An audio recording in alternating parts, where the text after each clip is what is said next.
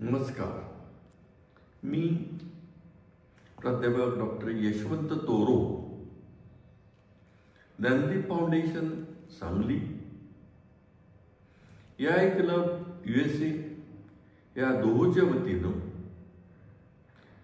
इंग्रजीमध्ये सगळी जी माहिती सगळीकडे उपलब्ध असते ते जास्तीत जास्त लोकांना मराठीमध्ये पोचवायचं जे कार्य आहे ज्ञानदीप फाउंडेशनचं, ते करण्यासाठी मी उभा आहे आपल्याकडे. आजपर्यंत आपण पहिल्या भागात आर्टिफिशियल इंटेलिजन्स म्हणजे काय, त्याचे फायदे व तोटे अत्यंत थोडक्यात पाहिले. यानंतर आपण वेगळ्या वेगळ्या विषयावर त्यात आपण माहिती देणार आहोत. आता जो आपण विषय निवडलाय तो आर्टिफिशियल इंटेलिजन्सचा आरोग्य सेवेवर किंवा मेडिकल वर काय काय त्याचा उपयोग होतो आणि त्या सुविधा काय काय त्याच्यात निर्माण करून ते सामान्य माणसापर्यंत पोहोचवले जातात, याचा समग्र अभ्यास करून आपल्या पुढे निवेदन करणार. याचा आपल्याला फायदा होईल याची मला खात्री आहे. नमस्ते. आज या भागात आपण आर्टिफिशियल इंटेलिजन्स आणि आरोग्य सेवा या विषयांतर्गत चर्चा करणार आहोत. भारतामधील आरोग्य सेवा मुख्यत्वे करून दोन विभागात पसरलेली आहे: खाजगी आरोग्य सेवा आणि सार्वजनिक आरोग्य सेवा. या दोन्ही प्रकारच्या सेवांची स्वतःची वैशिष्ट्ये, फायदे आणि मर्यादा आहेत. Speciality hospitals, super speciality hospitals या सेवा खाजगी हॉस्पिटलात येतात. यामध्ये आयुर्वेदिक, युनानी, ॲलोपॅथी हे दवाखाने प्रामुख्याने चालवले जातात. तर सार्वजनिक आरोग्य सेवा सरकारद्वारे चालवली जाते. त्यांचा उद्देश गुणवत्तापूर्ण व सर्व नागरिकांना परवडेल अशी सेवा देण्याचा आहे. सार्वजनिक सेवा अंतर्गत आयुष्यमान भारत व वृद्धासाठी 5 लाखापर्यंत आरोग्य सेवेत सूट ही खास करून बाब आहे. प्रत्येक राज्याची वेगवेगळी अशी सार्वजनिक आरोग्य सेवा आहे.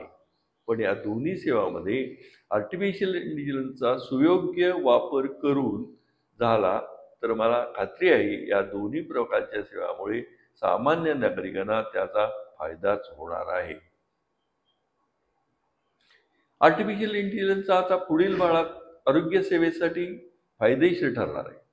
यामुळे पेशंटना रोगाला टक्कर देण्यासाठी लागणारी क्रियाशीलता व रोगांच्या निदानासाठी या सर्वांचा वापर करून पेशंटला मिळणारा त्यापासूनचा फायदा यामध्ये नजीकच्या काळात बराच फरक पडलेला आपणा सर्वांना दिसून येणार आहे.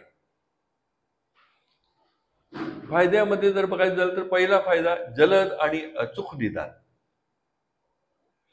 यामध्ये आजपर्यंत पाठवलेले या विषयावरील आधारासहित सर्व वैद्यकीय डाटाचे, उदाहरणार्थ स्कॅन रिपोर्ट, रक्त तपासणी, पेट सीटीचे अहवाल, अल्ट्रासाऊंड सोनोग्राफी, सर्व एक्स-रे, मॅमोग्राफी, ECG, जेनेरिक ॲनालिसिसचा उपयोग होतो. या सर्वांच्या साहाय्याने डॉक्टर रोगांचे अचूक निदान करू शकतात व त्यानुसार त्या वैद्यकीय क्षेत्रातील प्रमुख योग्य ते निर्णय घेऊ शकतात.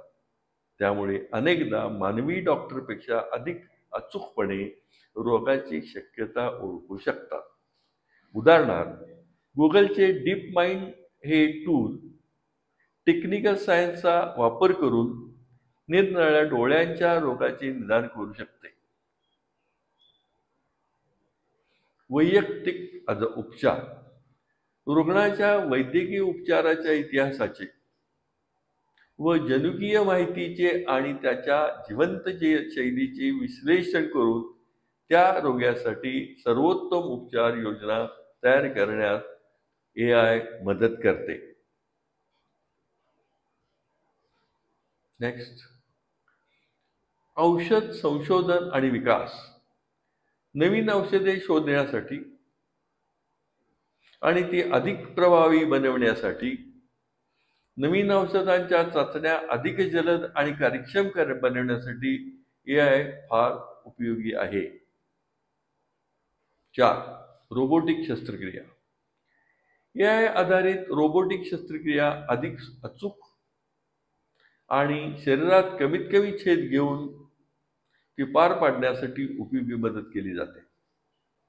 ही मदत घेऊन दा विंची सर्जिकल सिस्टीमचा उपयोग सार्वत्रिकरित्या अत्यंत उपयोगी पडलेला दिसून आलेला आहे. नेक्स्ट, 5, प्रशासकीय कार्य स्वयंचलित करणे. डॉक्टरांची अपॉइंटमेंट तयार करणे, वैद्यकीय नोंदी व्यवस्थित राखणे, बिलिंग व्यवस्था कार्यक्षम करणे आणि त्यामधील कर्मचाऱ्यांचा हस्तक्षेप कमी करणे, या सर्वासाठी एआयचा चांगलाच उपयोग झालेला दिसून आलेला आहे. 6, रुग्णालयातील संसाधनांचे व्यवस्थापन.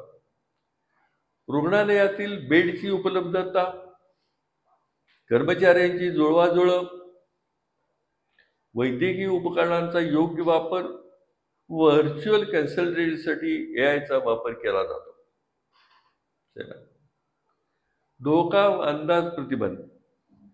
एआयने पुरवलेल्या डाटाचे विश्लेषण करून कोणत्या रुग्णाला कोणत्या विशिष्ट आजारासाठी काय योग्य औषध आहे हे ओळखून त्यासाठी लागणारी सर्व व्यवस्था व उपाय एआय मार्फत केले जातात.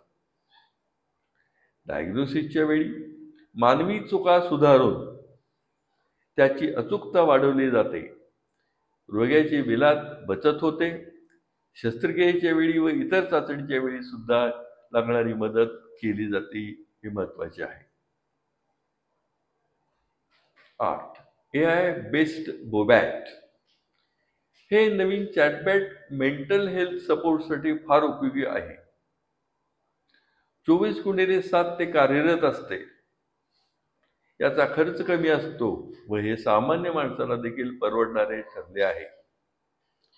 एपिलेप्सी या आजाराचे निदान व उपचार करण्यात एआयचा वापर फार उपयोगी पडलेला दिसून आलेला आहे.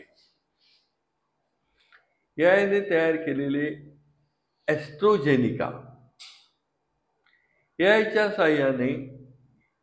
साहाय्याने या टूलद्वारे जवळपास अंदाजे 1,000 कॅन्सर रुग्णांचे रोग होण्याच्या अगोदर त्याचे नियंत्रण केले जाते. 10, एआय जेनेटिक ॲनालिसिस. एआयचा उपयोग जेनेटिक कोडमधील नवीन लिंक हुडकून या रोगाचा जेनेटिक बेसिस काय आहे हे ओळखून त्यानुसार ट्रीटमेंटमध्ये बदल केला जाऊ शकतो. 11, रोगाचा अंदाज. एआयच्या मशीन लर्निंग या तंत्रज्ञानाचा वापर करून रुग्णाच्या आरोग्योपचाराचे विश्लेषण करून संभाव्य आजाराचा अंदाज व्यक्त करून योग्य ते उपचार केले जातात. 12, एआयचा मेडिकल क्षेत्रात उपयोग. मेडिकल क्षेत्रात मशीन लर्निंगचा वापर फार उपयोग होत आहे. कर्करोगाच्या बाधा झालेल्या पेशी आणि त्याची बाधा न झालेल्या पेशी त्यांच्यामधील डीएनएचा फरक ओळखून त्या जागी देण्याच्या मधल्या फरकाचा अभ्यास करून योग्य ते निष्कर्ष काढण्यास एमएल उपयोगी होतो. IBM या कॉम्प्युटर क्षेत्रात नावाजलेली कंपनी वॉटसन नावाचा एक असिस्टंट तयार केला गेला आहे. त्याने जवळपास 1,000 कॅन्सर रुग्णांचे निदान करण्यासाठी मदत केली आहे. या सर्वेने हे दाखवून दिले आहे की या सर्व हजारो रुग्णांसाठी वॉटसनने सुचवलेले उपचार आणि तज्ज्ञ डॉक्टरने दाखवलेले उपचार यात साम्य होते. बेबीलॉन हेल्थ या कंपनीने तयार केलेले हे एआय टूल रुग्णाच्या आजाराचे निदान करू शकते. एखाद्या रुग्णाला होणारा त्रास त्याच्या चेहऱ्यावर दिसू शकतो आणि त्याच्या आवाजावरही तो जाणवतो. हे एआय टूल फेस रिकग्निशन आणि व्हॉइस ॲनालिसिस या दोन तंत्रज्ञानाचा उपयोग करून रुग्णाच्या आजाराचे योग्य ते निदान करू शकते. ऑपरेशन नंतर रुग्णाची प्रगतीमध्ये संभाव्य गुंतागुंत ओळखण्यासाठी AI प्रणालीचा वापर केला जातो. अशा तऱ्हेने या हेल्थ केअर मध्ये क्रांती घडवून आणण्याची क्षमता ठेवते. अधिक प्रभावी, कार्यक्षम आणि रुग्ण केंद्रित आरोग्य सेवा जास्तीत जास्त पेशंट पर्यंत पोहोचण्याचे कार्य करण्यास या प्रणालीची मदत होऊ शकते. सार्वजनिक आरोग्य सेवा.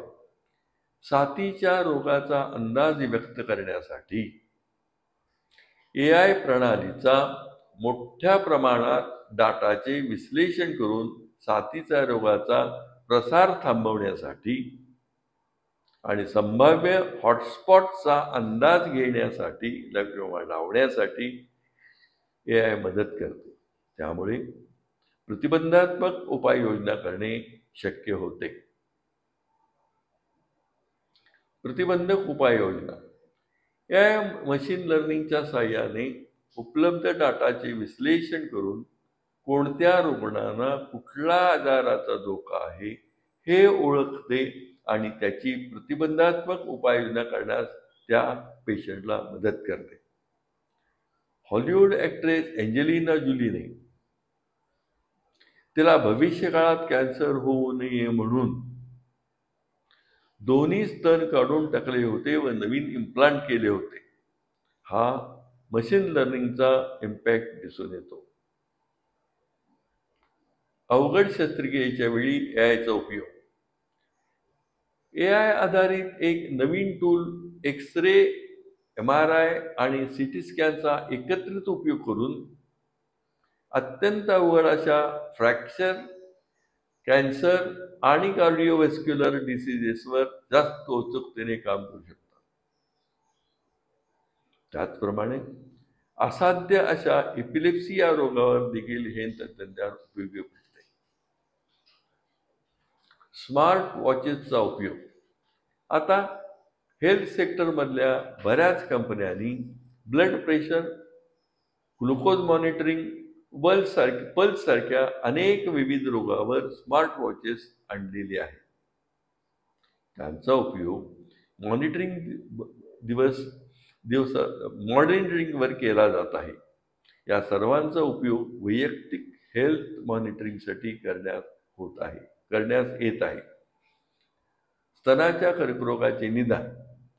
स्तनाच्या कर्करोगाचे लवकरात लवकर निदान करण्यासाठी आणि AIच्या आधारित इमेजिंग विश्लेषण प्रणालीचा वापर करून मानवी डोळ्यांना न दिसणारे स्तनामधील बदल ओळखून त्या रोगावर योग्य ते उपचार करण्यात येतात. एकूणच AI हेल्थ केअरमध्ये क्रांती घडवून आणत आहे, ज्यामुळे रुग्णांना अधिक स्वस्त, वेगवान आणि परिणामकारक उपचार मिळू शकतात. संपर्क Gyandeep foundation, 18 Gyandeep Shilp Chintamani housing society, Vijaynagar post, Walneswadi, Sangli. Contact person professor doctor Yashwant Toro, 919890045796. email info@jnandeep.net, AIclubsangli@gmail.com. Thank you.